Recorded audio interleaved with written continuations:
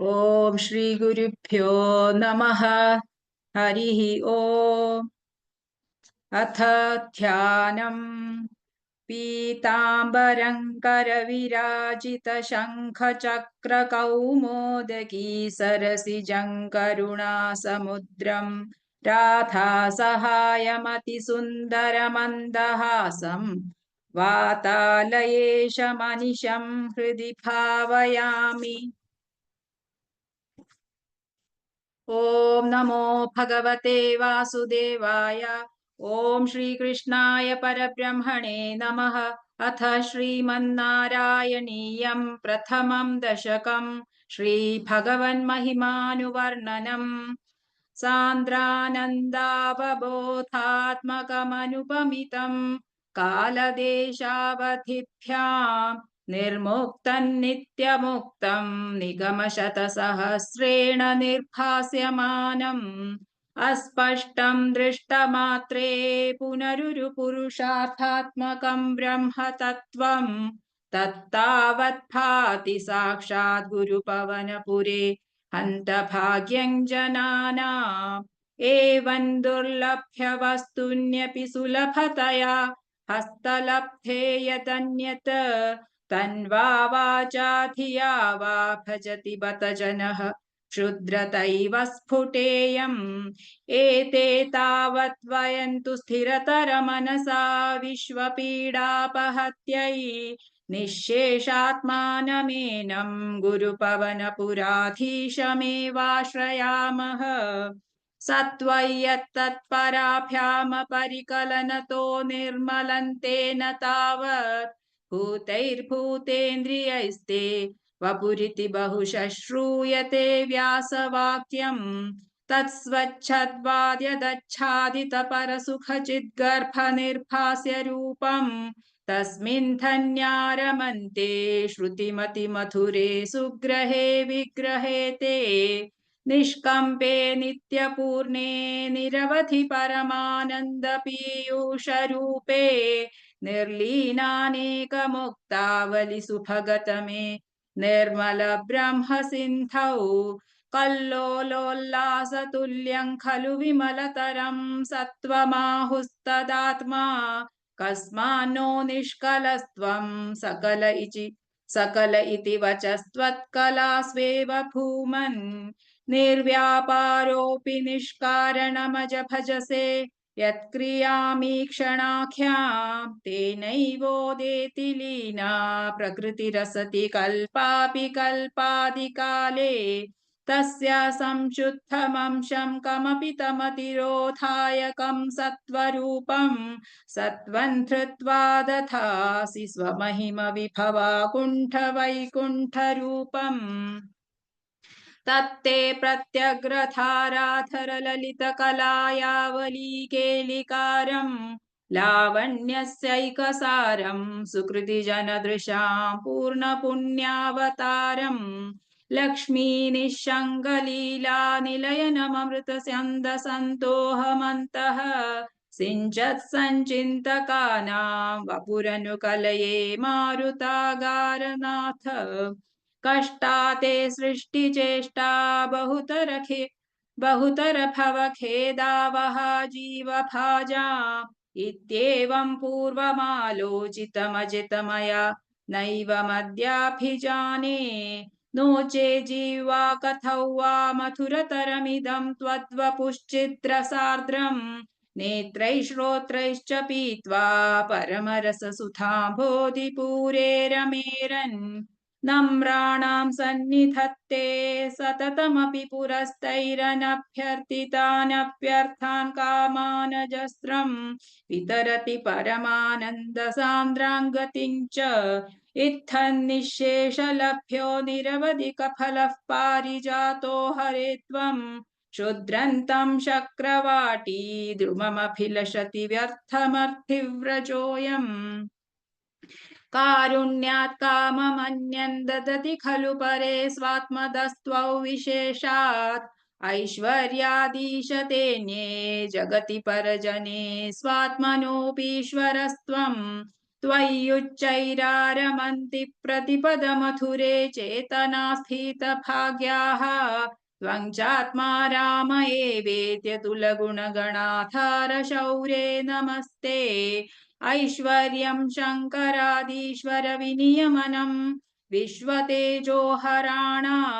तेजःसंहारि वीर्यं विमलमपि यशो निःस्पृहश्चोपगीतम् अङ्गासङ्गा सदा श्रीरखिलविदसि न क्वापि ते सङ्गवार्ता तद्वातागारवासिन्मुरहर भगवच्छब्दमुख्याश्रयोऽसि इति श्रीमन्नारायणीये भगवन्महिमानुवर्णनं नाम प्रथमं दशकं समाप्तं नारायणाखिलगुरो भगवन्नमस्ते नारायणाखिलगुरो भगवन्नमस्ते अथ द्वितीयं दशकं श्रीभगवद्रूपवर्णनम् सूर्यस्पर्धिकिरीटमूर्ध्वतिलकप्रोद्भासि फालान्तरम् कारुण्याकुलनेत्रमाद्रहसितोल्लासं सुनासापुटम् गण्डोद्यन्मकराभकुण्डलयुगम् कण्ठोज्ज्वलत्कौस्तुभम् त्वद्रूपौवनमाल्यहारपटल श्रीवत्सदीप्रं भजे केयूराङ्गदकङ्कणोत्तममहारत्नाङ्गुलीयाङ्कित श्रीमद्बाहुचतुष्कसङ्गतगदा शङ्खारि पङ्केरुहाम् काञ्चित् काञ्चन काञ्चिलाञ्छितलसत्पीताम्बरालम्बिनीम् आलम्बे विमलाम्बुजद्युतिपदामूर्तिं तवार्तिच्छिदम् यत्रैलोक्यमहीयसोऽपि महितं सम्मोहनं मोहनात् कान्तं कान्तिनिधानतोऽपि मधुरं माधुर्यधुर्यादपि सौन्दर्योत्तरतोऽपि सुन्दरतरं त्वद्रूपमाश्चर्यतोऽप्याश्चर्यं भुवनेन कस्य कुतुकं पुष्णाति विष्णो विभो तत्तादृङ्मथुरात्मकं तव वपुः सम्प्राप्य सम्पन्मयी सा देवी परमोत्सुका चिरतरन्नास्ते स्वभक्तेष्वपि तेनास्यापत कष्टमच्युत विभो त्वद्रूपमानोज्ञकप्रेमस्थैर्यमयाद चापलबला चापल्यवार्तोदभूत् लक्ष्मीस्तावकरामणीयकहृतैवेयं परेष्वस्थिरेत्यस्मिन्नन्यदपि प्रमाणमधुना वक्ष्यामि लक्ष्मीपते ये त्वध्यानगुणानुकीर्तनरसासक्ता हि भक्ता जनाः तेष्वेषा वसति स्थिरैव दयितप्रस्तावदत्तादरा एवं भूतमनोज्ञता नवसुधा निष्यन्दसन्दोहनम् त्वद्रूपं परचिद्रसायनमयं चेतोहरं शृण्वताम् सद्यः प्रेरयते मतिं मदयते रोमाञ्चयत्यङ्गकम् व्यासिञ्चत्यपि भीतबाष्पविसरैरानन्दमूर्च्छोद्भवैः एवं भूततया हि भक्त्यभिहितो योगः स योगद्वयात् कर्मज्ञानमयात् भृशोत्तमतरो योगीश्वरैर्गीयते सौन्दर्यैकरसात्मके त्वयि खलु प्रेम प्रकर्षात्मिका भक्तिर्निश्रममेव विश्वपुरुषैर्लभ्यावरमावल्लभ निष्कामन्नियतस्वधर्मचरणं यत्कर्मयोगाभितं तद्दूरेत्यफलै यदौपनिषदज्ञानोपलभ्यं पुनः तत्त्वव्यक्ततया सुदुर्गमतरं चित्तस्य तस्माद्विभो त्वत्प्रेमात्मक भक्तिरेव सततं स्वादीयसी श्रेयसी अत्यायासकराणि कर्मपटलान्याचर्य निर्यन्मलाः बोधे भक्तिपथेऽथवापि चितता मायान्ति किं तावता क्लिष्ट्वा तर्कपथे परन्तव वपुर्ब्रह्माख्यमन्ये पुनः चित्तार्द्रत्वमृते विचिन्त्य बहुभिः सिद्ध्यन्ति जन्मान्तरैः त्वद्भक्तिस्तु कथारसामृतजरि त्वद्भक्तिस्तु कथारसामृतझरी निर्मज्जनेन स्वयं सिद्ध्यन्ति विमलप्रबोधपदवीमक्लेशतस्तन्वती सद्यः सिद्धिकरी जयत्यै विभो सैवास्तु मे त्वत्पदप्रेम प्रौढिरसाद्रता द्रुततरम् वातालयाधीश्वर इति श्रीमन्नारायणीये श्रीभगवद्रूपवर्णनं नाम द्वितीयं दशकं समाप्तं। नारायणाखिलगुरो भगवन्नमस्ते। नारायणाखिलगुरो भगवन्नमस्ते। अथ तृतीयं दशकं भक्तस्वरूपवर्णनं भक्तिप्रार्थना च। पठन्तो नामानि प्रमदभरसिन्धौ निपतिताः स्मरन्तो रूपन्ते वरद कथयन्तो गुणकथाः चरन्तो ये भक्तास्त्वयि खलु रमन्ते परममून् अहं धन्यान्मन्ये समधिगत सर्वाभिलषितान् गदक्लिष्टं कष्टं तव चरणसेवारसभरेऽप्यनासक्तं चित्तं भवति बत विष्णो कुरु दयाम् भवत्पादाम्भोजस्मरणरसिको नाम निवहान् अहं गायं कुहचन विवत्स्यामि विजने कृपाते जाता चेत् किमिव न हि लभ्यन्तनुभृताम् मदीयक्लेशौघप्रशमनदशा नाम कियती न के लोकेऽस्मिन्ननिशमयि शोकाभिरहिताः भवद्भक्ता मुक्ता सुखगतिमसक्ता विदधते मुनिप्रौढारूढा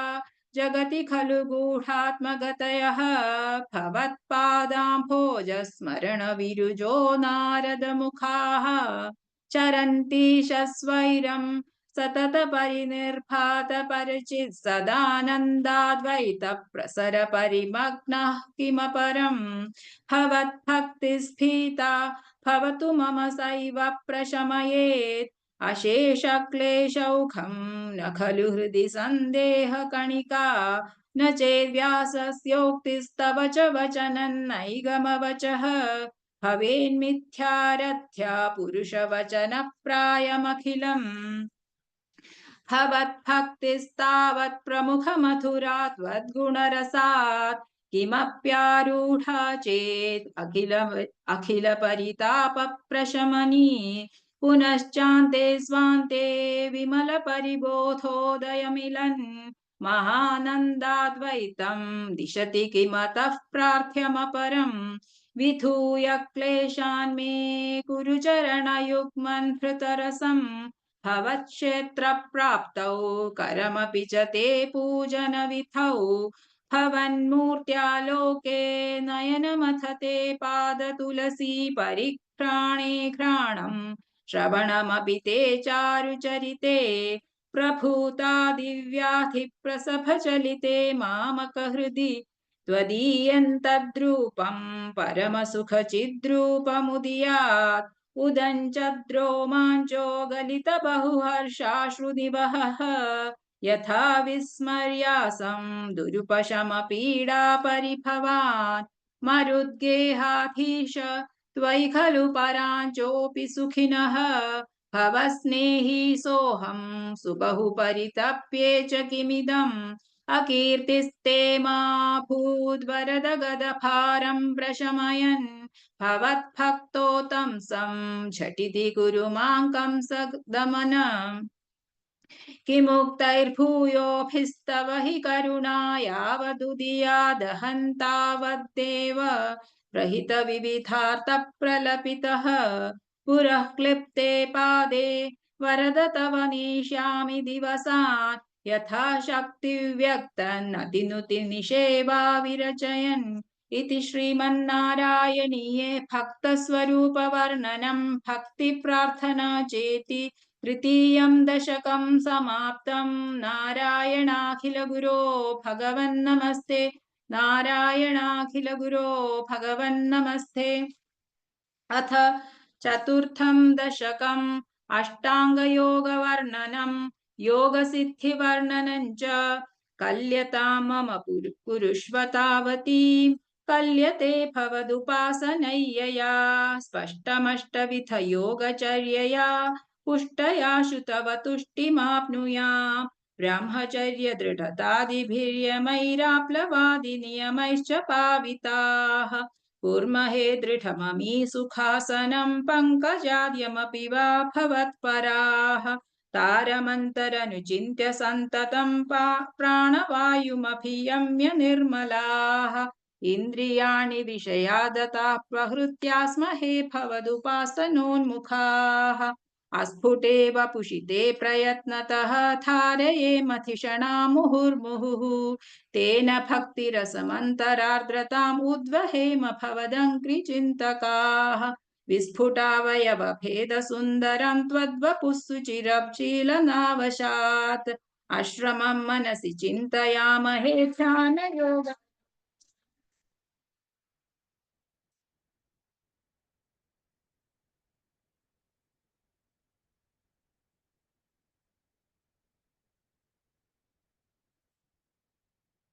अस्फुटेव पुषिते प्रयत्नतः धारयेमधिषणा मुहुर्मुहुः तेन भक्तिरसमन्तरार्द्रताम् उद्वहेम भवदङ्घ्रिचिन्तकाः विस्फुटावयवभेदसुन्दरं त्वद्वपुःसुचिरशीलनावशात् आश्रमं मनसि चिन्तयामहे ध्यानयोगनिरतास्त्वदाश्रयाः ध्यायतां सकलमूर्तिमीदृशीम् उन्मिषन्मथुरता हृतात्मनाम् सान्द्रमोदरसरूपमान्तरं ब्रह्मरूपमयितेव भासते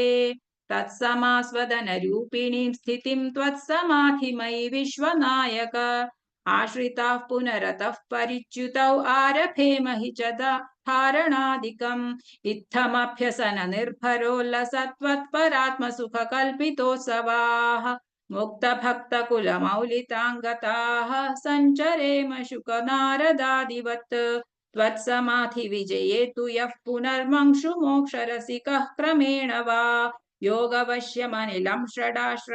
षडाश्रयैरुन्नयत्यज सुषुम्नया शनैः लिङ्गदेहमपि सन्त्यजन्नथः लीयते त्वयि परे निराग्रहः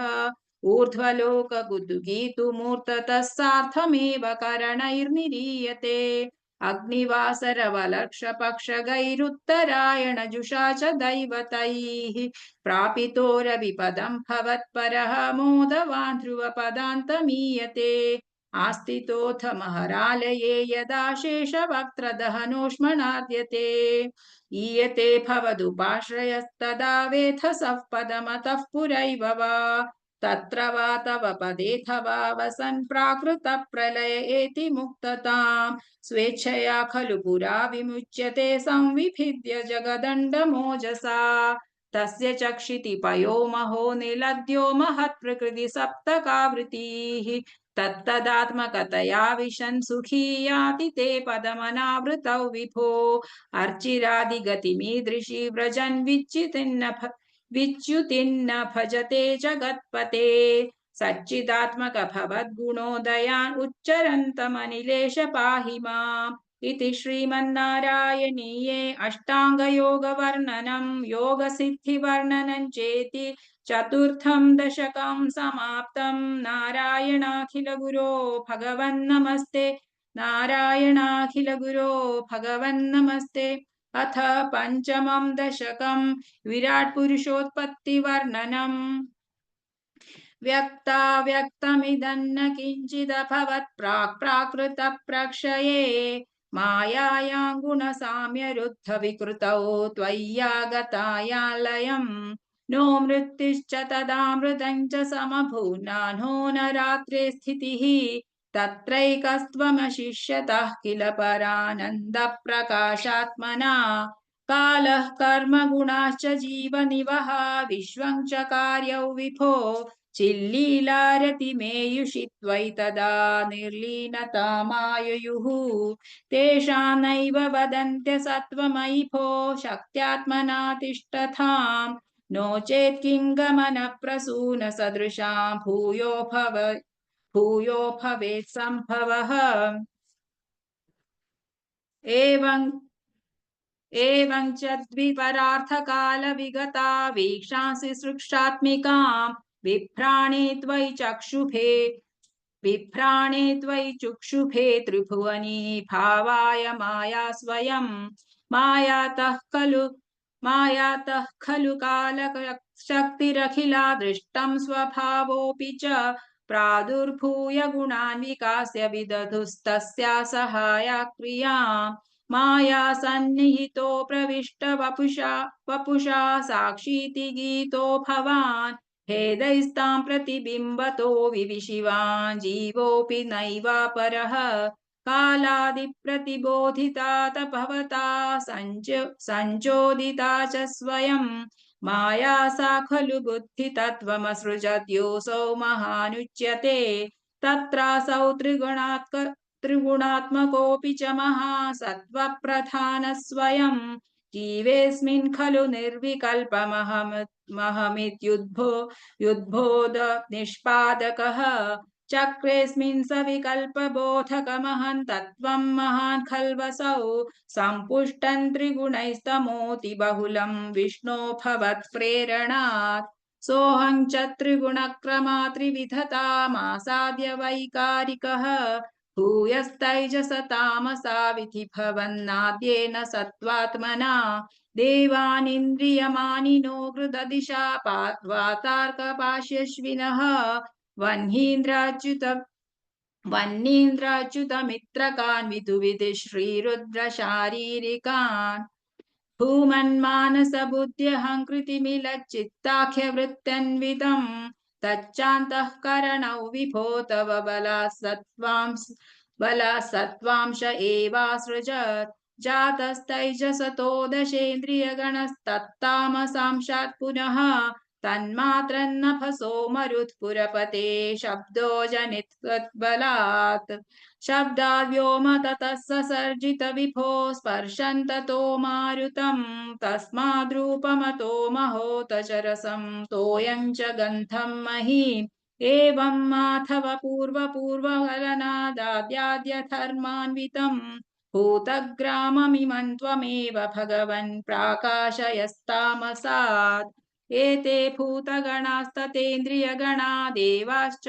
जाताः पृथक् नोषे कुर्भुवनाण्ड निर्मितिविधौ देवैरमीभिस्तदा त्वन्नानाविध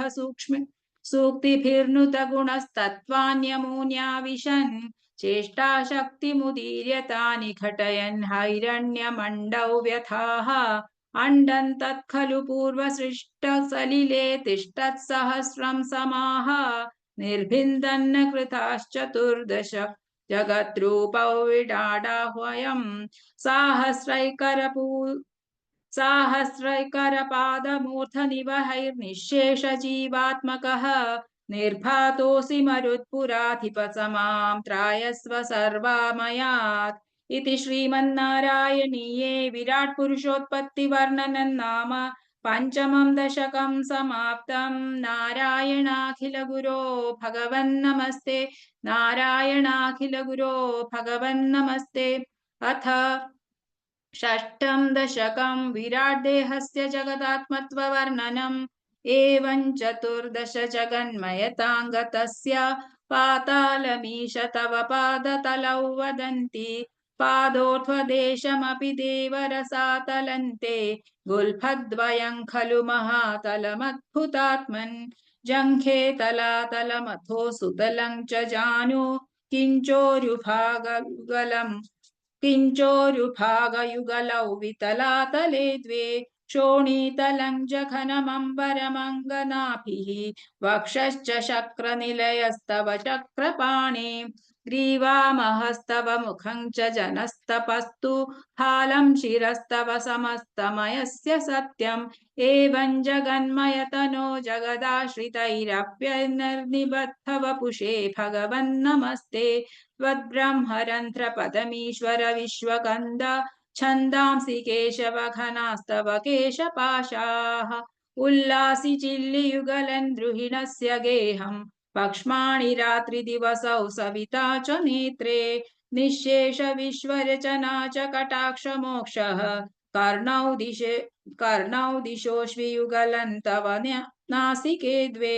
लोभत्रपे च भगवन्नथरोत्तरोष्ठौ तारागणश्च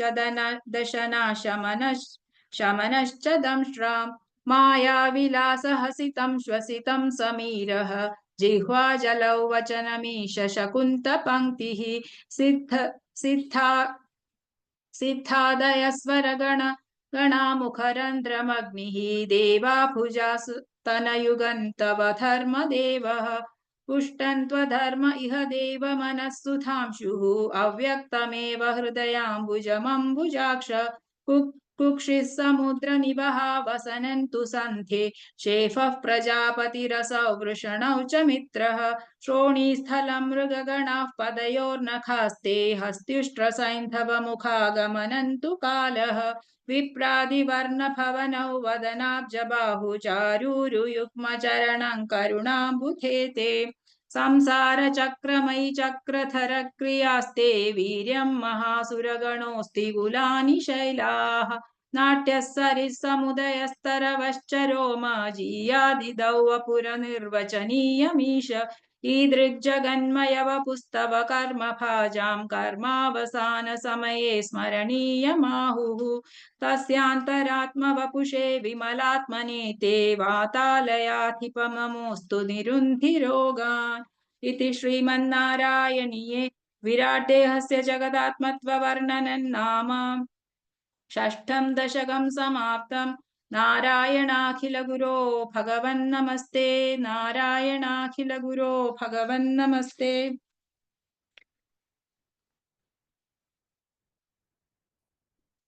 अथ सप्तमं दशकं हिरण्यगर्भोत्पत्तिवर्णनं वैकुण्ठदर्शनं च एवं देव चतुर्दशात्मकजगद्रूपेण जातः पुनः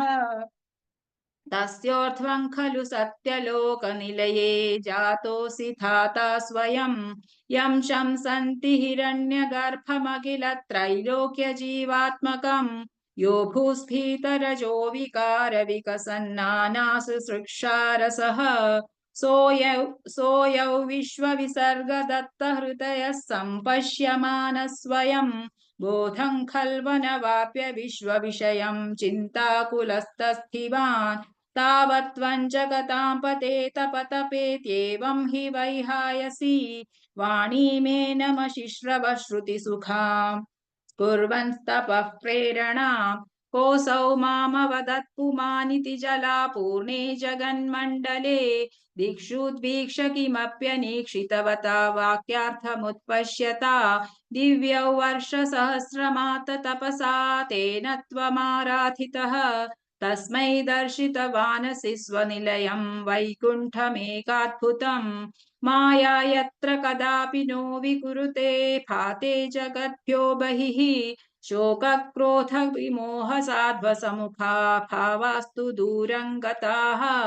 सान्द्रानन्दझरी च यत्र परमज्योतिः प्रकाशात्मके तत्ते धाम विभावितौ विजयते वैकुण्ठरूपौ विभो यस्मिन्नाम चतुर्भुजा हरिमणिश्यामावदा तद्विषः नानाभूषणरत्नदीपितदिशो राजद्विमानालयाः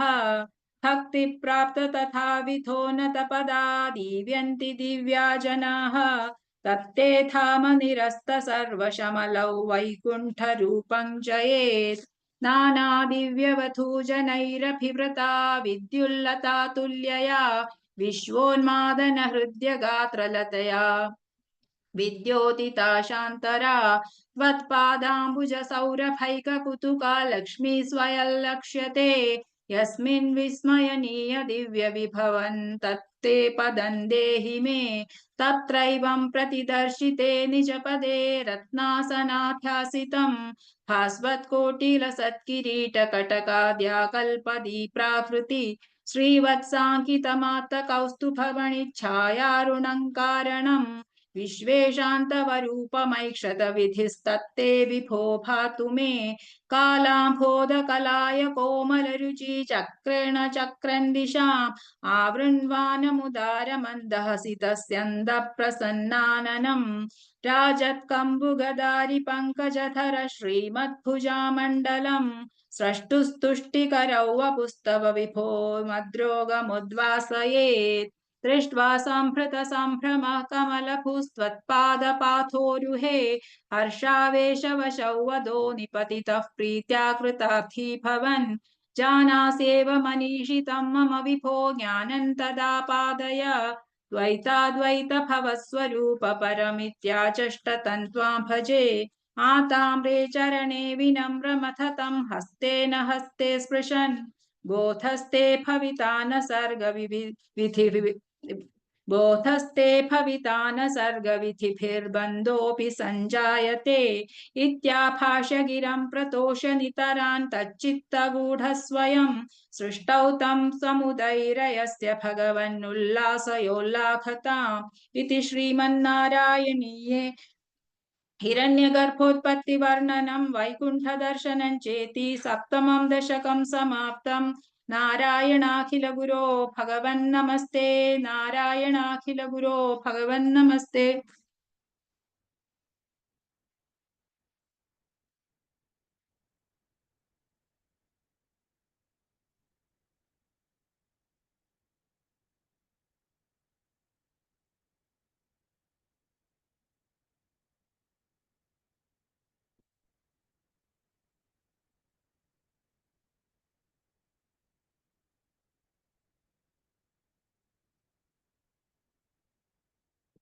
अथ अष्टमं दशकं प्रलयवर्णनम्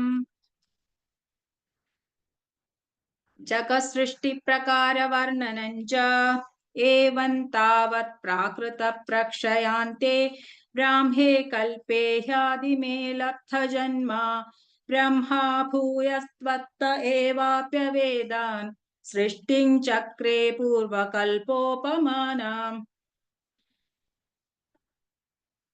सोऽयं चतुर्युगसहस्रमितान्यहानि तावन्मिताश्च रजनीर्बहुशो निनाय निद्रात्यसौ त्वयि निलीय समं स्वसृष्टैः नैमित्तिकप्रलयमाहुरतोऽस्य रात्रिम् अस्मादृशां पुनरहर्मुखकृत्य तुल्यां सृष्टिं करोत्यनुदिनं स भवत्प्रसादात् प्राग्ब्राह्मकल्पजनुषां च करायुषां तु सुप्तप्रबोधनसमाप्ति तदापि सृष्टिः पञ्चाशदब्दमथुना स्ववयोऽर्थरूपम् एकं परार्थमतिवृत्य हि वर्तते सौ तत्रान्त्यरात्रिजनितान् कथयामि भूमन् पश्चादिनावतरणे च भवद्विलासान्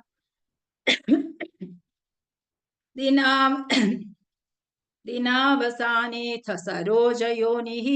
सुषुप्तिकामस्त्वयि सन्निलील्ये जगन्ति च त्वज्जठरं समीयुः तदेदमेकार्णवमास विश्वम् तवैव वेशे फणिराजिशेषे जलैकशेषे भुवने स्म शेषे आनन्दसान्द्रानुभवस्वरूपः स्वयोगनिद्रा परिमुद्रितात्मा कालाख्यशक्तिं प्रलयावसाने प्रबोधयेत्यादिशताखिलादौ त्वया प्रसुप्तं परिसुप्तशक्तिव्रजेन तत्राखिलजीवधाम्ना चतुर्युगाणां च सहस्रमेवं त्वयि प्रसुप्ते पुनरद्वितीये कालाख्यशक्तिः प्रथमप्रबुद्धा प्राबोधयत्वा किल विश्वनाथ विबुध्य च त्वं जलगर्भशायीन् विलोक्य लोकानखिलान् प्रलीनान् तेष्वेव सूक्ष्मात्मतया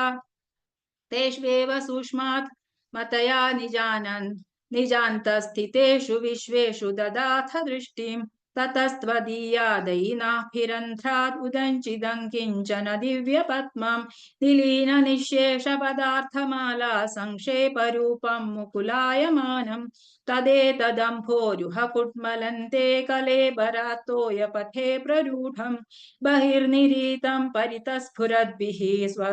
स्वधामभिर्ध्वान्तमलन्यकृन्तत् सम्फुल्लपत्रे नितरा विचित्रे तस्मिन् भवद्वीर्यधृते सरोजे स पद्मजन्मा विधिराविरासीत् स्वयं प्रबुद्धाखिल वेदराशिः अस्मिन् परात्मन्ननुपात्मकल्पे त्वमित्थमुत्थापितपद्मयोनिः अनन्तभूमा मम रोगराशिं निरुन्धि वातालय वास विष्णो इति श्रीमन्नारायणीये प्रलयवर्णनं जगत्सृष्टिप्रकारवर्णनं चेति अष्टमं दशकं समाप्तम् नारायणाखिलगुरो भगवन्नमस्ते नारायणाखिलगुरो भगवन्नमस्ते अथ नवमं दशकं जगत्सृष्टिवर्णनम् स्थितः स कमलोद्भवस्तव हि नाभिपङ्केरुहे कुतस्विदिदमम्बुधावुदितमित्यनालोकयन् तदीक्षणकुतूहलात् प्रतिदिशौ विवृत्ताननः चतुर्वदनतामगाद्विकसदष्टदृष्टम्बुजाम् महार्णवविधूर्णितं कमलमेव तत्केवलं विलोक्य तदुपाश्रयं तव तनुन्तु नालोकयन् क एष कमलोदरे महति निस्सहायो ह्यहं कुतस्विदिदमम्बुजं समजनीति चिन्तामगात् अमुष्य हि सरोरुहः किमपि कारणं सम्भवेत् इति स्म कृतनिश्चयः स खलु नालरन्ध्राध्वना स्वयोगबलविद्यया समवरूढवान् प्रौढधीः त्वदीयमतिमोहनन्न तु कलेबरं दृष्टवान् ततः सकलनालिका विवरमार्गगो मार्गयन् प्रयस्य शतवत्सरं किमपि नैव सन्दृष्टवान् निवृत्य कमलोदरे सुखनिषण्ण एकाग्रधीः समाधिबलमादधे भवदनुग्रहैकाग्रही शतेन परिवत्सरैर्दृढसमाधिबन्धोलसत्प्रबोधविशदीकृतः स खलु पद्मिनी सम्भवः अदृष्टचरमद्भुतं तव हि रूपमन्तर्दशा व्यचष्टपरितुष्टधीर्भुजगभोगभागाश्रयम् किरीटमकुटोल्लसत्कटकहारकेयूरयुक्मणिस्फुरितमेखलं सुपरिवीतपीताम्बरं कलायकुसुमप्रभं गलतलोलसत्कौस्तुभं वपुस्तदैभावये कमलजन्मने दर्शितम् श्रुतिप्रकरदर्शितप्रचुरवैभव श्रीपते हरे जय जय प्रभो पदमुपैषि दिष्ट्यादृशोः कुरुष्व धियमाशु मे भुवन निर्मितौ कर्मठा इति द्रुहिणवर्णितः स्वगुणवं हि मा पाहि माम् लभस्व भुवनत्रयीरचनदक्षतामक्षतां गृहाण बदनुग्रहं कुरुतपश्च भूयो विधे भवद्वखिलसाधनी मयि च भक्तिरत्युत्कटेत्युदीर्यगिरमादथा मुदितचेतसौ वेधसम् शतं कृततपास्ततः स खलु दिव्यसंवत्सरान् अवाप्य च तपोबलं बलिमतिबलं च पूर्वाधिकम् उदीक्ष किल कम्पितं पयसि पङ्कजौ वायुना भवद्बलविजृम्भितः पवनपाथसी पीतवान् तवैव कृपया पुनः सरसिजेन तेनैव सह प्रकल्प्य भुवनत्रयीं प्रववृते प्रजानिर्मितौ तथाविध कृपाभरो गुरुमरुत्पुराधीश्वर त्वमाशु परिपाहि मां गुरुदयोक्षितैरीक्षितैः इति श्रीमन्नारायणीये जगत्सृष्टिवर्णनं नाम नवमं दशकं समाप्तं। नारायणाखिलगुरो भगवन्नमस्ते। नारायणाखिलगुरो भगवन्नमस्ते।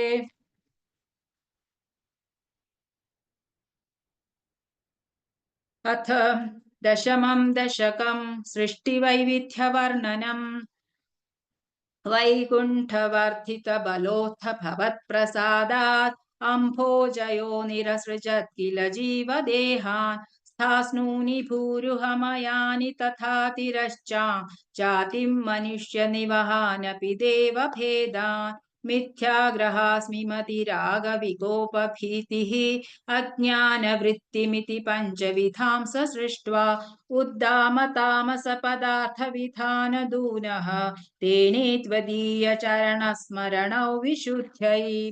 तावत् ससर्ज मनसा सनकं सनन्दं भूयः सनातनमुनिं च सनत्कुमारम्। ते सृष्टिकर्मणि तु तेन नियुज्यमानाः त्वत्पादभक्तिरसिका जगृहुर्नवाणीम्। तावत् प्रकोपमुदितं प्रतिरुन्धतोऽस्य भ्रूमध्यतो जनिमृडो भवदेकदेशः। नामानि मे कुरु पदानि च हा विरिञ्जेत्यादौ रुरोद किल तेन स रुद्रनामा।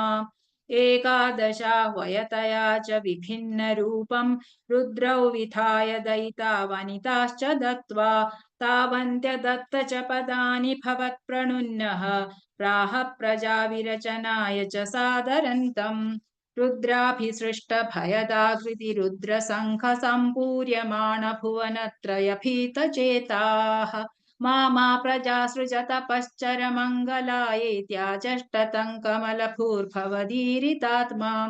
तस्याथ सर्गरसिकस्य मरीचिरत्रिः तत्राङ्गिरः क्रतुमुनिः पुलः पुलस्त्यः अङ्गादजायत भृगुश्च वसिष्ठदक्षौ श्रीनारदश्च भगवन् भवदङ्घ्रिदासः। धर्मादिकानभिसृजन्नथ कर्दमं च वाणिर्विधाय विधिरङ्गजसङ्कुलोऽभूत्। त्वद्बोधितैः सनकदक्षमुखैस्तनूजैः उद्बोधितश्च विरराम तमो विमुञ्चन्। वेदान् पुराणनिवहानपि सर्वविद्याः कुर्वन्निजानन गणाः चतुराननोऽसौ। पुत्रेषु तेषु विनिधाय ससर्गवृद्धिम् अप्राप्नुवंस्तव पदाम्बुजमाश्रितोऽभूत्। जानन्नुपायमथ देहमजो विभज्य स्त्रीपुंसभावमभजन्मनु तद्वधूभ्याम्। ताभ्यां च मानुषकुलानि विवर्धयंस्त्वं गोविन्दमारुतपुरेश विरुन्धिरोगान्। इति श्रीमन्नारायणीये सृष्टिवैविध्यवर्णनं नाम दशमं दशकं समाप्तं। नारायणाखिलगुरो भगवन्नमस्ते। नारायणाखिलगुरो भगवन्नमस्ते। अथ एकादशं दशकं सनकादीनां वैकुण्ठप्रवेशवर्णनं जय विजयशापवर्णनं हिरण्यकशिपु हिरण्याक्षोत्पत्तिवर्णनं च। क्रमेण सर्गे परिवर्धमाने कदापि दिव्यासनकादयस्ते भवद्विलोकाय विकुण्ठलोकं प्रपेदिरे मारुतमन्दिरेश। मनोज्ञनैश्रेयसकाननाद्यैः अनेकवापी मणिमन्दिरैश्च अनोपमन्तं भवतो निकेतं मुनीश्वराः प्रापुरतीतकक्ष्याः। भवद्दिदृक्षून् भवनौ विभिक्षून् द्वास्थौ जयस्तान् विजयोऽप्यरुन्धां तेषां च चित्ते पदमापकोपः सर्वं भवत्प्रेरणयैव भूमन्। वैकुण्ठलोकानुचितप्रचेष्टौ कष्टौ युवान् दैत्यगतिं भजेतम् इति प्रशप्तौ भवदाश्रयौ तौ हरिस्मृतिर्नोऽस्त्विति मे मतुस्तान्। तदेतदाज्ञाय भवानवाप्तः सहैव लक्ष्म्या बहिरम्बुजाक्ष खगेश्वरां सार्पित चारुबाहुः आनन्दयंस्तानभिराममूर्त्या प्रसाद्य गीर्भिस्तुवतो मुनीन्द्रान् अनन्यनाथावत पार्षदौ तौ। संरम्भयोगेन भवैस्त्रिभिर्मा उपेदमित्यात कृपन्यगादीः त्वदीयभृत्यावथ काश्यपाक्तौ सुरारिवीरावुदितौ दितौ द्वौ सन्ध्या समुत्पादनकष्टचेष्टौ यमौ च लोकस्य यमाविवान्यौ हिरण्यपूर्वः कशिपुः किलैकः परो हिरण्याक्ष इति प्रतीतः उभौ भवन्नाथमशेषलोकम् रुषान्यरुन्धा निजवासनान्थौ तयोर्हिरण्याक्ष महासुरेन्द्रः रणाय धावन्ननवाप्तवैरी भवत्प्रियां क्ष्मां सलिले निमज्य चचार गर्वाद् विनदन् गदावान् ततो जलेशात् सदृशं भवन्तं निशम्य बभ्राम गवेषयं स्वां भक्तैकदृश्यः सकृपानिधे त्वं निरुन्धिरोगान् मरुदालयेश इति श्रीमन्नारायणीये सनकादीनां वैकुण्ठप्रवेशवर्णनम् जय विजयशापवर्णनम् हिरण्यकशिपु हिरण्याक्षोत्पत्तिवर्णनम् चेति एकादशं दशकं समाप्तं नारायणाखिलगुरो भगवन्नमस्ते नारायणाखिलगुरो भगवन्नमस्ते अथ द्वादशं दशकं वराहावतारवर्णनं भूम्युद्धरणवर्णनं च स्वायम्भुवो मनुरथो जनसर्गशीलः दृष्ट्वा महीमसमये सलिले निमग्नाम् स्रष्टारमापशरणं भवदङ्घ्रिसेवा तुष्टाशयं मुनिजनैः सह सत्यलोके कष्टं प्रजा सृजति मय्यव निर्निमग्ना स्थानं सरोज भव कल्पय तत्प्रजानाम् इत्येवमेष कथितो मनुना स्वयंभूः अम्भोरुहाक्ष तव पादयुगौ व्यचिन्तीत् हा हा विभो जलमहन्त्यपिबं पुरस्तात् अद्यापि मज्जति मही किमहं करोमि इत्थं त्वदङ्घ्रियुगलं शरणय्यतोऽस्य नासापुटा समभवत् शिशुकोलरूपी अङ्गुष्टमात्र वपुरुत्पतितः पुरस्तात् भूयोत कुम्भिसदृशः समजृम्भतास्त्वम् अभ्रे तथाविधमुदीक्ष भवन्तमुच्चैः विस्मेरतां विधिरगा सह सूनिभिः स्वैः कोसावचिन्त्य महिमा किटिरुत्थितो मे नासापुटात् किमु भवेत् नासापुटात् किमु भवेत् जितस्य माया इत्थौ विचिन्तयति धातरि शैलमात्रः सद्यो भवन् किल जगर्जित घोरघोरम् तन्ते निनादमुपकर्ण्य जनस्तपस्थाः सत्यस्थिताश्च मुनयो नुनुवुर्भवन्तम् तस्तोत्रहर्षुलमनाः परिणद्य भूयः तोयाशयौ विपुलमूर्तिरवातरस्त्वम् ऊर्ध्वप्रसारि परिधूम्रविधूतरोमा प्रोक्षिप्तवालथिरवाङ्मुखघोरघोणः तूर्णप्रदीर्णजलदः परिघूर्णदक्षिणा स्तोतॄन्मुनीन् शिशिरयन्नवतेरिथत्वम् अन्तर्जलन्तदनुसङ्कुलनक्रचक्रं भ्राम्यत्तिमिङ्गलकुलं कलुषोर्मिमालम् आविश्य भीषणरवेण रसातलस्थान् आकम्पयन् वसुमतीमगवेशयस्त्वम् दृष्ट्वाथ दैत्यहतकेन रसातलान्ते संवेशितां झटिति कूटकिटिर्विभो त्वम् आपातु कानविगणय्य सुरारिखेटान् दंष्ट्राङ्कुरेण वसुधामदथा सलीलम् अभ्युत्थरन्नथ निद्धरान् दशनाग्रलग्नमुस्ताङ्कुराङ्कितैवाधिकपीवरात्मा उद्धूतघोरसलिला जलधेरुदञ्जन् क्रीडावराहवपुरीश्वर पाहि रोगात् इति श्रीमन्नारायणीये वराहावतारवर्णनं भूम्युद्धरणवर्णनं चेति द्वादशं दशकं समाप्तं नारायणाखिलगुरो भगवन्नमस्ते नारायणाखिलगुरो भगवन्नमस्ते अथ त्रयोदशं दशकं हिरण्याक्षवधवर्णनम् हिरण्याक्षन्तावद्वरद भवदन्वेषणपरम् चरन्तं सांवर्ते पयसि निजजङ्घा परिमिते भवद्भक्तो गत्वा कपटपटुतीर्नारदमुनिः शनैरुचे नन्दन् दनुजमपि निन्दं स्तव बलम् समायावी विष्णुर्हरति भवदीया वसुमती प्रभो कष्टं कष्टं किमिदमिति तेनाभिगदितः नदन् क्वासौ क्वासाविति स मुनिना दर्शितपथः भवन्तं सम्प्रापद्धरणिधरमुद्यन्तमुदकात् अहो आरण्योऽयं मृग इति हसन्तं बहुतरैः दुरुक्तैर्विद्यन्तं दितिसुतमवज्ञाय भगवन् महीन् दृष्ट्वा दंष्ट्रा शिरसि चकितां स्वेन महसा पयोधावाथाय प्रसभमुदयुङ्क्था विमृध पृथविथौ गदापाणौ दैत्ये त्वमपि हि गृहीतो न तगदः नियुद्धेन क्रीडन् घटघटरवोत्कृष्टवियता रणालोकौ सुख्यान्मिलति सुरसङ्ख्ये द्रुतममुं निरुन्ध्या सन्ध्यातः प्रथममिति धात्रा जगदिशे गदोन्मर्दे तस्मिंस्तव खलु गदायान्दिति भुवः गदाघातात् भूत्मौ झटिति पतितायामहः भोः मृदुस्मेरास्यस्त्वं दनुजकुलनिर्मूलनचणं महाचक्रं स्मृत्वा करभुवि दधानोरुरुचिषे ततः शूलङ्कालत्प्रतिमऋषि दैत्ये विसृजति वैच्छिन्दत्येन करकलितचक्रप्रहरणात् समारुष्टो मुष्ट्या स खलु वितुदं स्त्वा समतनोत् गलन्माये मायास्त्वयि किल जगन्मोहनकरीः भवच्चक्रो ज्योतिष्कणलवनिपातेन विधुते ततो मायाचक्रे विततघनरोषान्थमनसं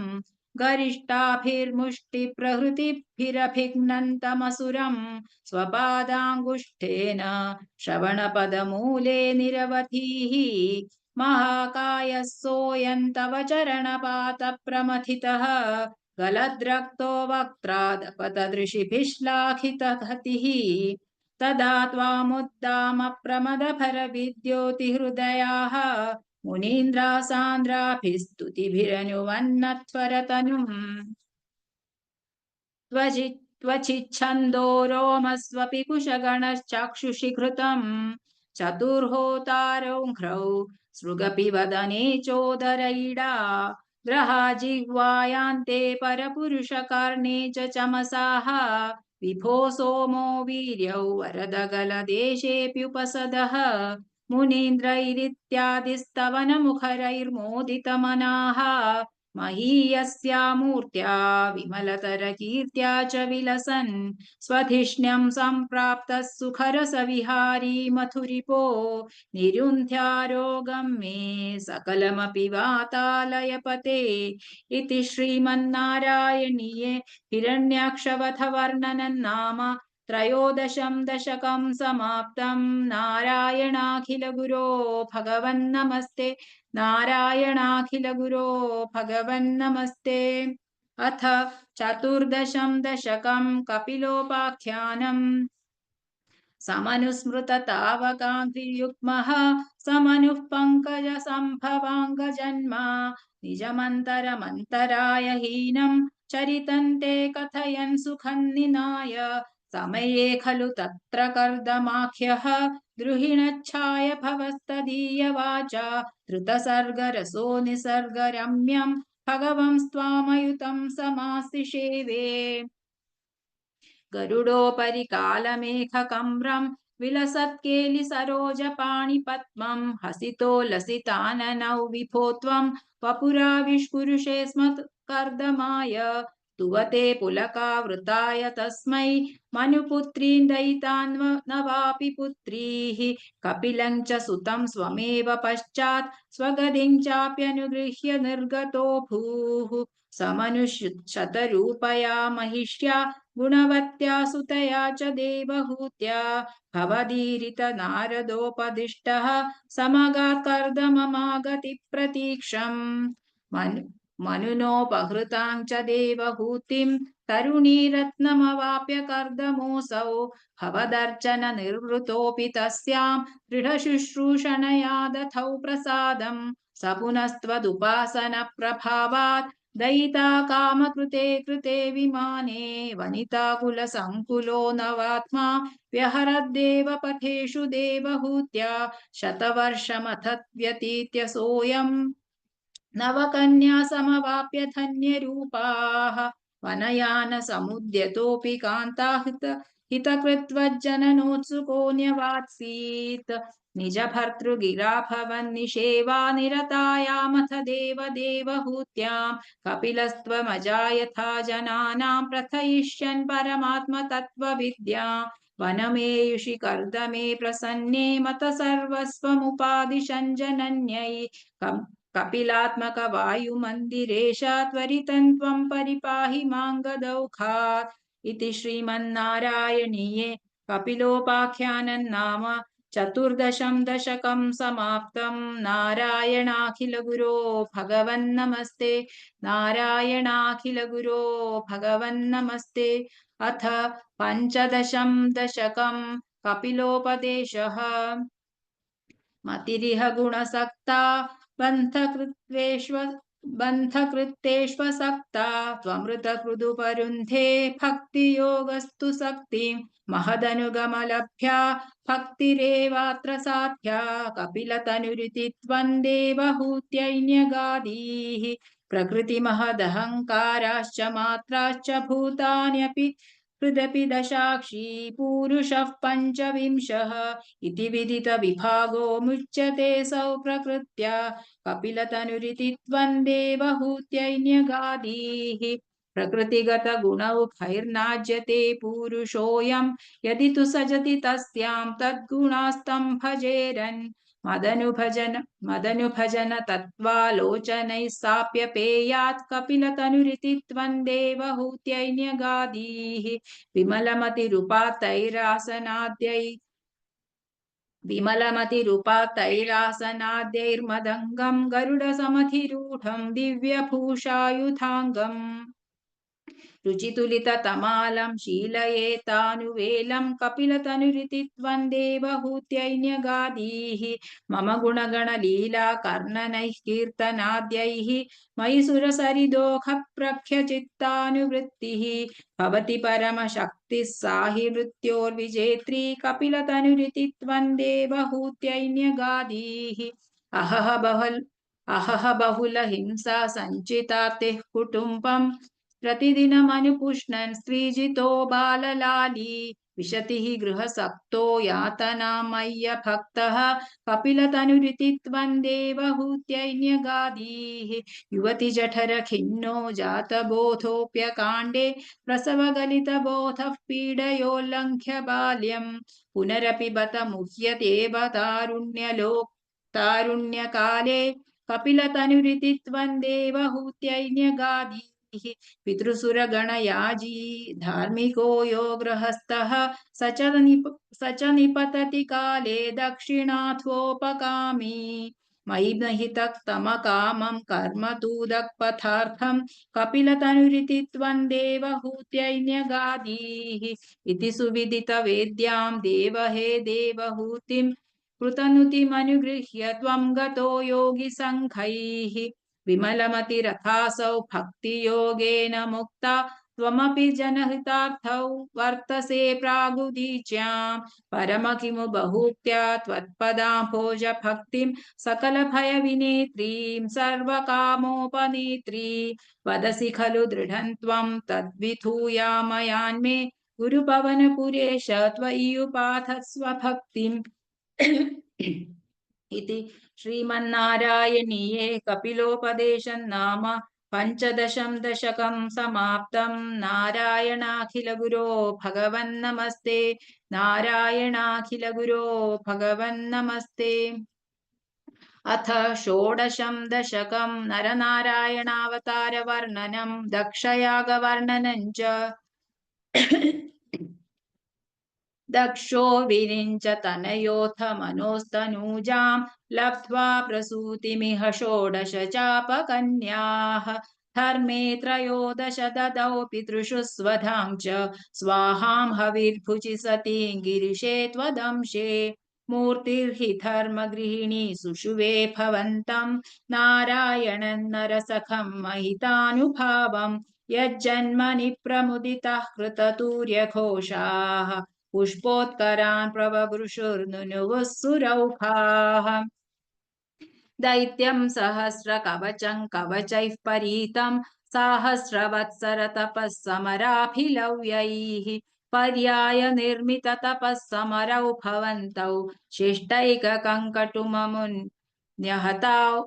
शिष्टैककङ्कटममुन्यहतां सलीलम् अन्वाचरन् उपदिशन्नपि मोक्षधर्मं त्वं भ्रातृमान् बदरिकाश्रममध्यवात्सीः शक्रोथ ते शमतपो बलनिस्सहात्मा दिव्याङ्गना परिवृतं प्रजिघाय मारम् कामो वसन्तमलया निलबन्धुशाली कान्ताकटाक्षविशिखैर्विकसद्विलासैः विध्यन्मुहुर् विध्यन्मुहुर्मुहुरकम्पमुदीक्ष्य च त्वां भीतस्त्वयाथ जगदे मृदुहासभाजा भीत्यालमङ्गजवसन्तसुराङ्गनावः मन्मानसन्त्विह जुषध्वमिति ब्रुवाणः त्वौ विस्मयेन परितस्तुवतामथैषां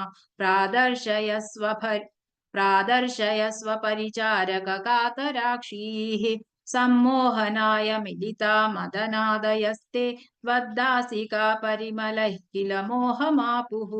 दत्तान् त्वया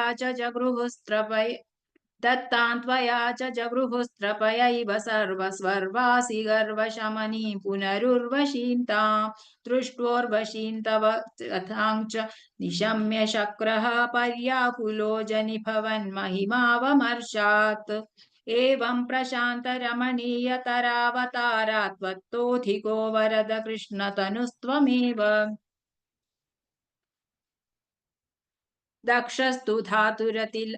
दक्षस्तु धातुरतिलालनया रजोऽन्धः नात्यादृतस्त्वयि च कष्टमशान्तिरासीत् येन व्यरुन्ध स भवत्तनुमेव शर्वं यज्ञे च वैरपिशुने स्वसुताव्यमानीत् क्रुद्धे शमर्दितमखः स तु कृत्तशीर्षः देवप्रसादितः रादथ लब्धजीवः त्वत्पूरितक्रतुवरः पुनरापशान्तिं सत्वं प्रशान्तिकर पाहि मरुत्पुरेश इति श्रीमन्नारायणीये नरनारायणावतारवर्णनं दक्षयागवर्णनं चेति षोडशं दशकं समाप्तं नारायणाखिलगुरो भगवन्नमस्ते नारायणाखिलगुरो भगवन्नमस्ते अथ सप्तदशं दशकं ध्रुवचरितवर्णनम् उत्तानपादनृपतेर्मनुनन्दनस्य जाया बभूव सुरुचिर्नितरामभीष्टा अन्या सुनीतिरिति भर्तुरनादृता सा त्वामेव नित्यमगतिः शरणं गताभूत् अङ्गे पितृः सुरुचिपुत्रकमुत्तमन्तं दृष्ट्वा द्रुवः किल सुनीतिसुतोऽधिरोक्ष्यन् आजिक्षिपे किल शिशुः सुतरां सुरुच्या दुःसन्त्यजा खलु भवद्विमुखैरसूया त्वन्मोहिते पितरि पश्यति दारवश्ये दूरन्दुरुक्तिनिहतः स गतो निजाम्बां सापि स्वकर्मगतिसन्तरणाय पुंसां त्वत्पादमेव शरणं शिशवे शशंस आकर्ण्यसोऽपि भवदर्चन निश्चितात्मा मानी निरेत्य नगरात् किल पञ्चवर्षः सन्दृष्टनारद निवेदितमन्त्रमार्गः त्वामारराथ तपसा मधुकाननान्ते ताते विषण्ण हृदयेन नगरीं गतेन श्रीनारदेन परिसान्वितचित्तवृत्तौ बालस्त्वदर्पितमनः क्रमवर्धितेन निन्ये कठोर तपसा किल पञ्चमासान् तावत् तपोबलनिरुच्छ्वसिते दिगन्ते देवर्तितस्त्वमुदयत् करुणाद्रचेताः त्वद्रूपचिद्रसनिलीनमतेः पुरस्ताद् आविर्बभूविथ विभो गरुडाधिरूढः त्वद्दर्शनप्रमदभारतरङ्गिदन्तम् त्वद्दर्शनप्रमदभारतरङ्गितं हृद्भ्यान्निमग्नमिव रूपरसायने ते तुष्टुषमाणमवगम्य कपोलदेशे संस्पृष्टवान् सिदरेण तथा दरेण तावद्विबोध विमलं प्रणुवन्तमेनम् आभाषतास्त्वमवगम्य तदीयभावं राज्यं चिरं समनुभूय भजस्व भूयः सर्वोत्तरं ध्रुवपदौ विनिवृत्तिहीनम्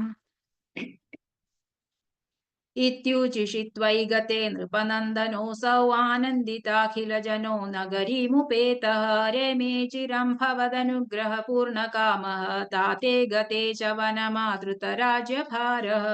यक्षेण देव निहते पुनरुत्तमेऽस्मिन् यक्षैः स युद्धनिरतो विरतो मनुक्त्या शान्त्या प्रसन्नहृदयात्थ न दादुपेतात् त्वद्भक्तिमेव सुदृढामवृणोन्महात्मा अन्ते भवत्पुरुषनीतविमानयातः मात्रा समन् ध्रुवपदे मुदितोऽयमास्ते एवं स्वभृत्य जनपालनलोलधिस्त्वं वातालयाधिपनिरुन्धि ममामयौखान् इति श्रीमन्नारायणीये ध्रुवचरितवर्णनं नाम सप्तदशं दशकं समाप्तं नारायणाखिलगुरो भगवन्नमस्ते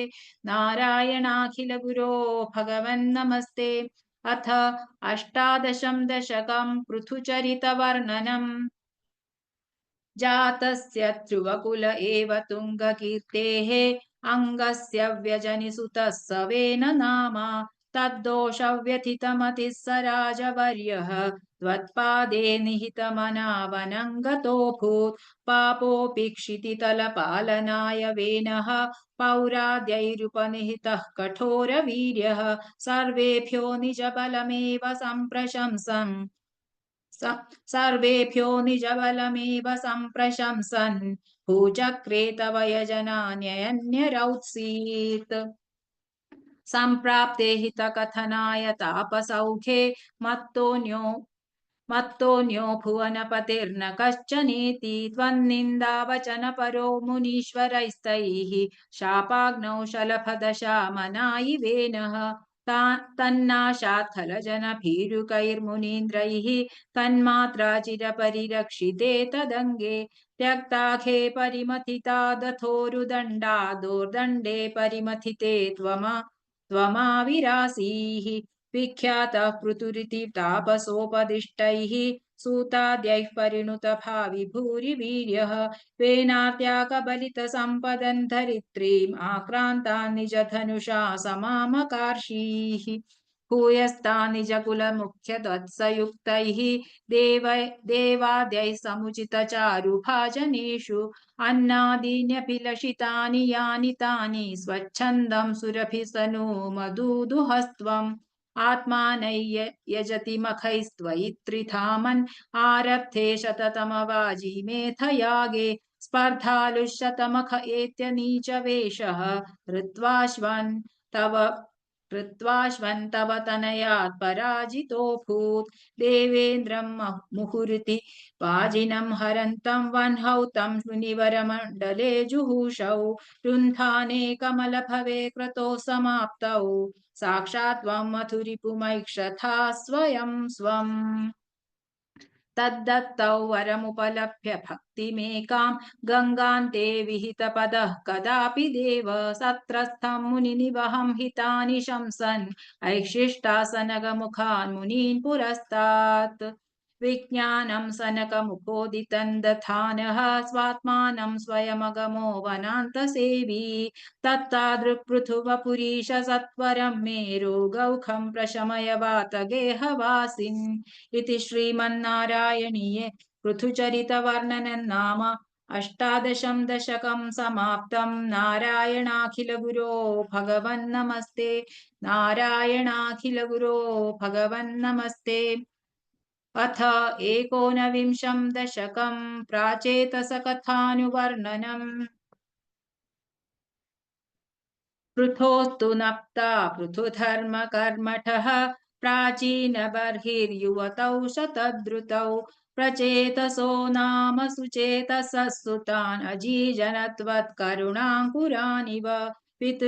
पितृशुश्रूषा निरतस्य शासनात् भवत्तपस्याभिरता दशापि ते पयोनिधिं पश्चिममेत्य तत्तटे सरोवरं सन्ददृशुर्मनोहरम् तदा भवत्तीर्थमिदं समागतः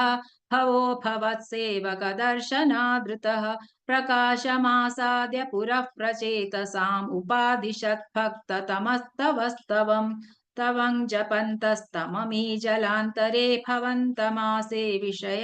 विशतायुतं समाः भवत्सुखास्वादरसादमीश्वियान् बभूव कालो ध्रुववन्न शीघ्रता तपोभिरेषामतिमात्रवर्धिभिः स यज्ञहिंसा निरतोऽपि पावितः पितापि तेषां गृहयातनारद प्रदर्शितात्मा भवदात्मता ययौ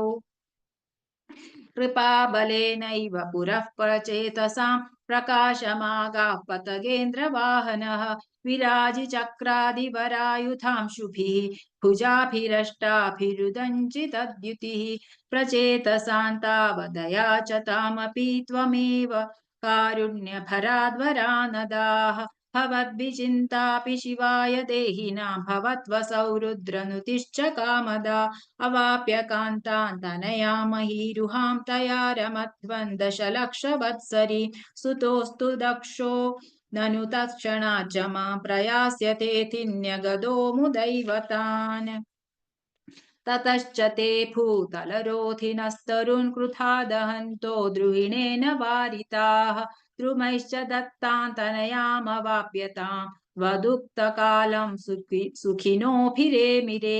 अवाप्य दक्षं च सुतं कृताध्वराः प्रचेतसो नारदलब्धया धिया अवापुरानन्दपदं तथाविधः त्वमीश वातालयनाथ पाहि माम् इति श्रीमन्नारायणीये प्राचेतसकथानुवर्णनं नाम एकोनविंशं दशकं समाप्तं नारायणाखिलगुरो भगवन्नमस्ते नारायणाखिलगुरो भगवन्नमस्ते अथ विंशतितमं दशकं ऋषभयोगीश्वरचरितवर्णनम् प्रियव्रतस्य प्रियपुत्रभूतात् आग्निध्रराजा विदुदितो हि नाभिः त्वां दृष्टवानिष्टदमिष्टिमध्ये तवैव तुष्ट्यै कृतयज्ञकर्म अभिष्टुतस्तत्र मुनीश्वरैस्त्वं राज्ञस्वतुल्यं सुतमर्थ्यमानः स्वयं जनिष्येऽहमिति ब्रुवाणः तिरोदथा बर्हिषि विश्वमूर्ते नाभिप्रियायामथ मेरुदेव्यां त्वमंशतो भूरिषभाभितानः अलोकसामान्यगुणप्रभावप्रभाविताशेषजनप्रमोदः त्वयि त्रिलोकी भृतिराज्यभारं निधाय नाभिः सह मेरुदेव्या तपोवनं प्राप्य भवन्निषेवी गतः किलानन्दपदं पदन्ते इन्द्रस्त्वदुत्कर्षकृतादमर्षात्ववर्षनास्मिन्न जनाभवर्षे यदा तदा त्वन्निजयोगशक्त्या स्ववर्षमेन व्यदथा सुवर्षम् जितेन्द्रदत्तां कमनीं जयन्तीम् अथोद्वहन्नात्मरताशयोऽपि अजीजनस्तत्र शतन्तनूजा येषां क्षितीशो भरतोऽग्रजन्म न वा भवान्यो गिवरानवान्ये त्वपालयन् भारतवर्षखण्डान् सैकात्वशीतिस्तव शेषपुत्राः तपोबलात् भूसुरभूयमीयुः उक्त्वा सुतेभ्योऽथ मुनीन्द्रमध्ये विरक्तिभक्त्यन्वितमुक्तिमार्गं स्वयं गतः पारमहंस्यवृत्तिम् अथा जडोन्मत्तपिशाचचर्याम् परात्मभूतोऽपि परोपदेशं कुर्वन् भवान् सर्वनिरस्यमानः विकारहीनो विचचार कृत्स्नामहीमहीनात्मरसाभिलीनः शयुव्रतङ्गो मृगकाकचर्यां चिरं चरन्नाप्यपरं स्वरूपं दवाहृताङ्गः कुटकाचले त्वं तापान् ममापाकुरुवातनाथ इति श्रीमन्नारायणीये ऋषभयोगीश्वरचरितवर्णनं नाम विंशतितमं दशकं समाप्तं नारायणाखिलगुरो भगवन्नमस्ते नारायणाखिलगुरो भगवन्नमस्ते अथ एकविंशतितमं दशकं जम्बूद्वीपादिषु भगवदुपासना प्रकारवर्णनम्। मध्योद्भवे भुवैलावृतनाम्नि वर्षे गौरी प्रधानवनिता जनमात्रभाजी शर्वेण मन्त्रनुतिभिः समुपास्यमानम् सङ्कर्षणात्मकमधीश्वर संश्रये त्वाम्। भद्राश्वनामकैलावृतपूर्ववर्षे भद्रश्रवोर्भिर्ऋषिभिः परिणूयमानम् कल्पान्तगूढनिगमोत्थरणप्रवीणम् ध्यायामि देवहयशीर्षतनुम् भवन्तम्। ध्यायामि दक्षिणगते हरिवर्षवर्षे प्रह्लादमुख्यपुरुषैः परिसेव्यमाणम् उत्तुङ्गशान्तधवलाकृतिमेकशुद्धज्ञानप्रदन्नरहरिम् भगवन् भवन्तम्। वर्षे प्रतीचि ललितात्मनि केतुमाले लीलाविशेषललितस्मितशोभनाङ्गम् लक्ष्म्या प्रजापतिसुतैश्च निषेव्यमाणम् तस्याः प्रियाय धृतकामतनुम् भजे त्वाम्। रम्येयुदीचि खलु रम्यकनाम्नि वर्षे तद्वर्षनाथमनुवर्य सपर्यमाणम् भक्तैकवत्सलममत्सरहृत्सुभान्तम् मत्स्याकृतिम् भुवननाथ भजे भवन्तम्। वर्षम् हिरण्मयसमाह्वयमौत्तराहम् आसीनमद्रिधृतिकर्मठकामठाङ्गम् संसेवते पितृगणप्रवरोर्यमायम् तन्त्वाम् भजामि भगवन् परचिन्मयात्मन्। किञ्चोत्तरेषु कुरुषु प्रिययाथरण्या संसेवितो महितमन्त्रनुतिप्रभेदैः दंश्राग्रहृष्टघनपृष्ठगरिष्ठवर्ष्मा त्वम् पाहि विज्ञनुतयज्ञवराहमूर्ते। याम्यान् दिशम् भजति किम् पुरुषाख्यवर्षे संसेवितो हनुमता दृढभक्तिभाजा सीताभिराम परमाद्भुतरूपशाली रामात्मकः परिलसन् परिपाहि विष्णो। श्रीनारदेन सह भारतखण्डमुख्यैः त्वं साङ्ख्ययोगनुतिभिः समुपास्यमानः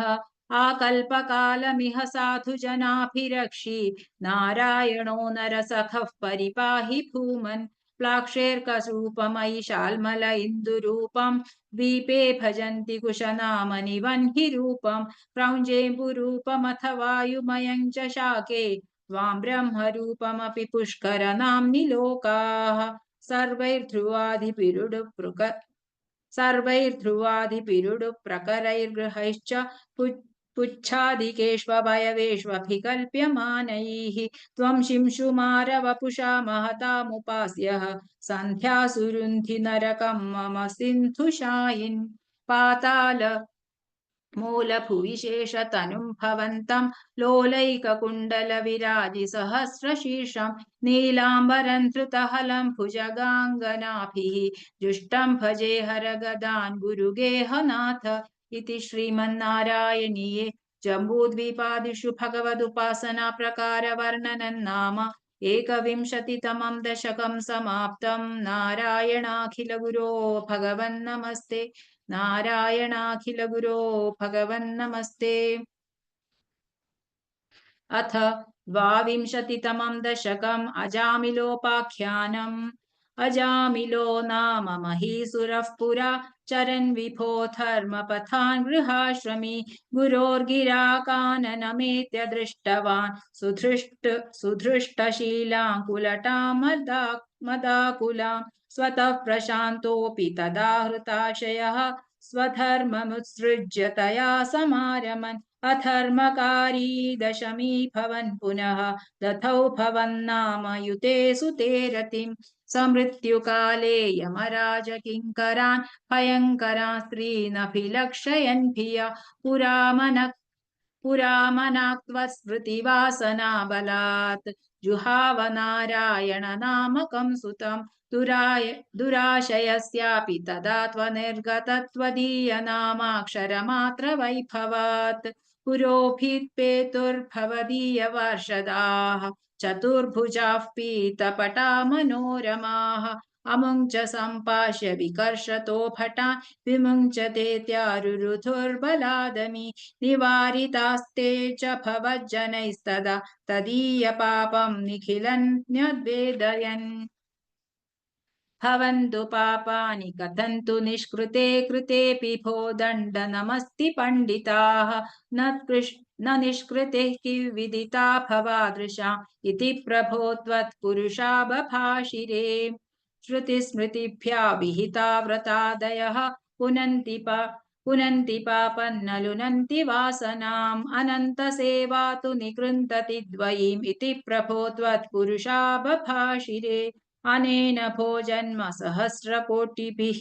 कृतेषु पापेष्वपि निष्कृतिः कृता यदग्रहीन्नाम भयाकुलो हरेः इति प्रभो त्वत्पुरुषा बभाषिरे नृणाम बुद्ध्यापि मुकुन्द कीर्तनं दहत्यखौखान् महिमास्य तादृशः यथाग्निरेथांसि यथौषधं गदान् इति प्रभो त्वत्पुरुषा बभाषिरे इति ऋतैर्याम्य भटैरपाश्रिते भवद्भटानां च गणेति रोहिते भवस्मृतिं कञ्चन कालमाचरन् भवत्पदं प्रापि भवत्पटैरसौ स्वकिङ्करा वेदन शङ्कितो यमः त्वदङ्घ्रिभक्तेषु न गम्यतामिति स्वकीयभृत्या न शिशिक्षदुच्चकैः सदेव वातालयनाथ पाहि माम् इति श्रीमन्नारायणीये अजामिलोपाख्यानं नाम द्वाविंशतितमं दशकं समाप्तं नारायणाखिलगुरो भगवन्नमस्ते नारायणाखिलगुरो भगवन्नमस्ते अथ त्रयोविंशतितमं दशकं दक्षचरितं चित्रकेतूपाख्यानं च प्राचेतसस्तु भगवन्नपरो हि दक्षः त्वत्सेवनौ व्यथितसर्गविवृद्धिकामः आविर्बभूविथ तदालसदष्टबाहुः तस्मै वरन्ददि ततां च वधूमसिग्नि तस्यात्मजास्त्वयुतमीश पुनः सहस्रं श्रीनारदस्य वचसा तव मार्गमापुः नैकत्र वासमृषये समुमोच शापं भक्तोत्तमस्पृशिरनुग्रहमेव मेने षष्ट्या ततो दुहितृभिः सृजतः पुलखान् दौहित्रसूनुरथ तस्य स विश्वरूपः त्वत्स्तोत्रवर्मितमजापयदिन्द्रमाजौ देवत्वदीयमहिमा खलु सर्वजैत्रः प्राक्षूरसेन विषये किल चित्रकेतुः पुत्राग्रही नृपतिरङ्गिरसः प्रभावात् लब्ध्वैकपुत्रमथ तत्र हते सपत्नी सङ्घैरमुह्यदवशस्तव माययासौ तन्नारदस्तु सममङ्गिरसा दयालुः सम्प्राप्य तावदुपदर्श्य सुतस्य जीवं कस्यास्मि पुत्र इति तस्य गिरा विमोहं त्यक्त्वा त्वदर्चन विधौ नृपतिन्ययुङ्क्त स्तोत्रं च मन्त्रमपि नारदतोऽथ लप्त्वा तोषाय शेषवपुषो ननु ते तपस्यन् विद्याधराधिपतितां स हि सप्तरात्रे लब्ध्वाप्यकुण्ठमतिरन्वभजत् भवन्तम् तस्मै मृणालधवलेन सहस्रशीर्ष्णा रूपेण बद्धनुतिसिद्धग्रणावृतेन प्रादुर्भवन्न चिरतो नुतिभिः प्रसन्नः दत्त्वात्मतत्त्वमनुगृह्य तिरोदधाथ त्वद्भक्तमौलिरथ सोऽपि च लक्षं वर्षाणि हर्षुलमना भुवनेषु कामं सङ्गापयन् गुणगणन् तव सुन्दरीभिः सङ्गातिरेकरहितो ललितं चचार अत्यन्तसङ्गविलयाय भवत्प्रणुन्नः नूनं सरूप्य गिरिमाप्य महत्समाजे निःशङ्कमङ्ककृतवल्लभ मङ्गजारिं तं शङ्करं परिहसन्नु मयाभिषेपे निःसम्भ्रमस्त्वयमयाचितशापमोक्षः वृत्रासुरत्वमुपगम्य सुरेन्द्रयोधी भक्त्यात्मतत्त्वकथनैः समरे विचित्रं शत्रोरपि भ्रममपास्य गतः पदन्ते त्वत्सेवनेन दितिरेन्द्रवधोद्यतापि तान् प्रत्युतेन्द्र सुहृदो मरुतोऽभिलेभे दुष्टाशयेऽपि शुभदैव भवन्निषेवा तत्तादृशस्त्वमवमां पवनालयेश इति श्रीमन्नारायणीये दक्षचरितं चित्रकेतूपाख्यानं चेति त्रयोविंशतितमं दशकं समाप्तम् नारायणाखिलगुरो भगवन्नमस्ते। नारायणाखिलगुरो भगवन्नमस्ते।